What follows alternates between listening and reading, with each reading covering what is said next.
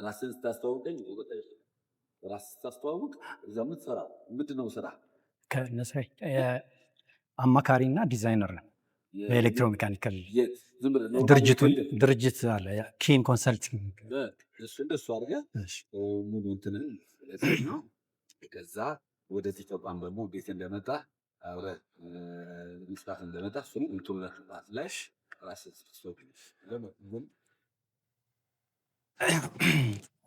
ስሜ በስፋት ቢራራ እባላለሁ። ኤሌክትሮሜካኒካል መሐንዲስ ነኝ።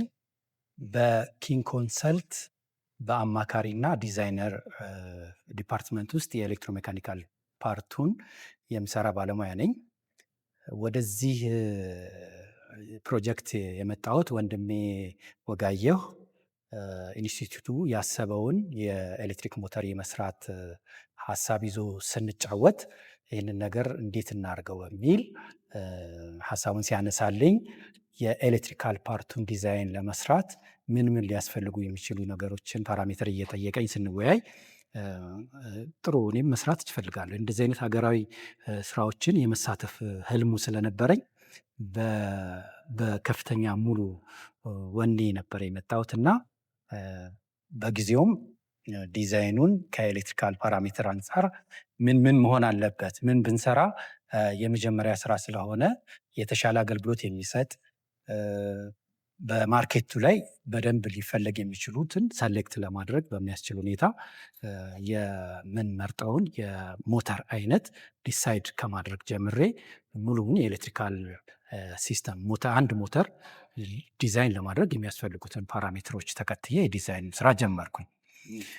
ይህንን ኢንደክሽን ሞተር አሰራፋን በሀገራችን ኢኮኖሚ ገፈባ እንግዲህ ሀገራችን ኢኮኖሚ በተለያየ ዘርፍ ያደገን ፍላጎቱን በዛ ልክ እየጨመረ ነው የሄደው።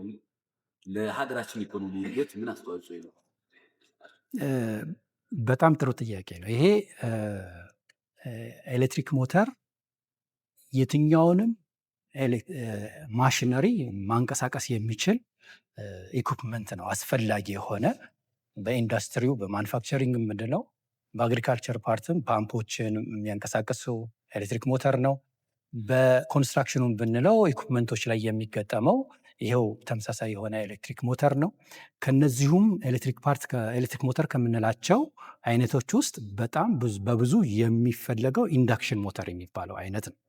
እኛም ይህንን የሰራነው ስሪ ፌዝ ኢንዳክሽን ሞተር የሚባለው ነው። ስኳራል ኬጅ ታይፕ እንለዋለን በተለምዶ።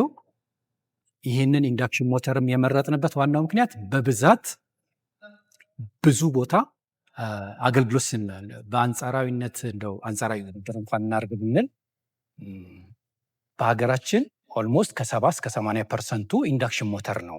አብዛኛዎቹ ማሽኖችም ኢንዱስትሪዎችም ውስጥ የምንጠቀምባቸው የተወሰኑ ፕሪሳይስ ሙቭመንት የሚፈልጉት ካልሆኑ በስተቀር አብዛኛዎቹ ኢንዳክሽን ሞተር ናቸው እና ለዛ አገልግሎት የሚጠቀም እና በጣም አስፈላጊ የሆነ የሞተር አይነት ነው። ከዛ በተረፈ ደግሞ በሚኒመም ኮስት መሰራት የሚችልም በሚኒመም ኮስት የመሰራት እድሉ ከፍተኛ የሆነውን ታይፕ ነው የመረጥነው። ኢዝሊ ሜንቴኔብል ወይም ደግሞ በቀላሉ መጠገን የሚችል ነው። በአገራችን ውስጥም ከፍተኛ ኢንዱስትሪውን የሚያነቃቃ ኢምፖርት አድርገን ብዙ ማሽነሪዎችን ከመስራት ይልቅ እዚሁ በራሳችን ሜድን ኢትዮጵያ ሁሉን ማለት በምንችልበት ሁኔታ የሚያነቃቃና ገፊ ኢንዱስትሪውን በጣም ቶፕ አድርጎ መግፋት የሚችል ፕሮቶታይፕ ፕሮጀክት ነው ብለን ነው የምናምነው። መንግስትም ደግሞ ለዚህ ከፍተኛ ፍላጎት በፖሊሲ ደረጃ ያስቀመጠው ስለሆነ ከግብርና መር ወደ ኢንዱስትሪ መር ለመሸጋገር ኢኮኖሚውን ለማንሳት የሚያስችል ፕሮዳክት ነው ማለት እንችላለን። የገበያ ዋጭነቱ መረጃ አላችሁ አጥንታችሁ? በእውነቱ ለመናገር ገበያ ላይ ያለው በሙሉ ይሄ ታይፕ ነው ገበያ ላይ የሚሸጠው አብዛኛው። ሌሎቹ ትንሽ ኤክስፔንሲቭም ስለሆኑ በትእዛዝ የሚገኙ ናቸው። ሌላው ገበያ ብቻ ሳይሆን እንደ ሀገር ብቻ ሳይሆን እንደ ዓለም ከ65% በላይ ኢንዱስትሪ የሚጠቀመው ይሄንን አይነት ታይፕ ሞተር ነው እና በጣም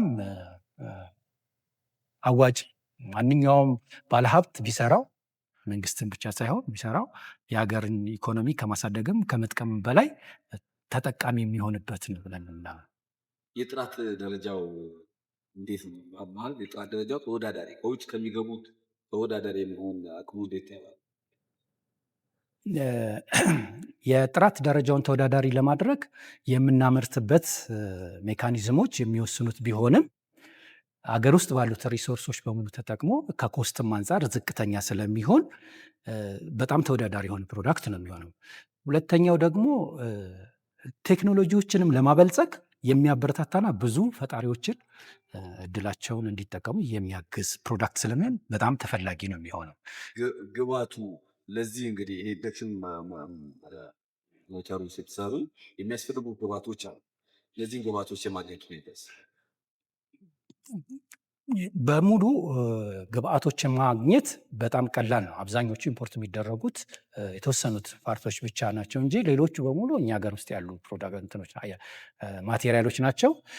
እነሱን አስተካክሎ ግብአቶችን በሚመጥን መልክ ስፔሻሊ ቴክኖሎጂውን በደንብ ለመስራት የሚያስችለው ኢኩፕመንት ሮ ማቴሪያል የምንላቸው በቀላሉ ማግኘት የምንችላቸው እና እዚሁም ልንሰራቸው የምንችላቸው ናቸው አብዛኛዎቹ።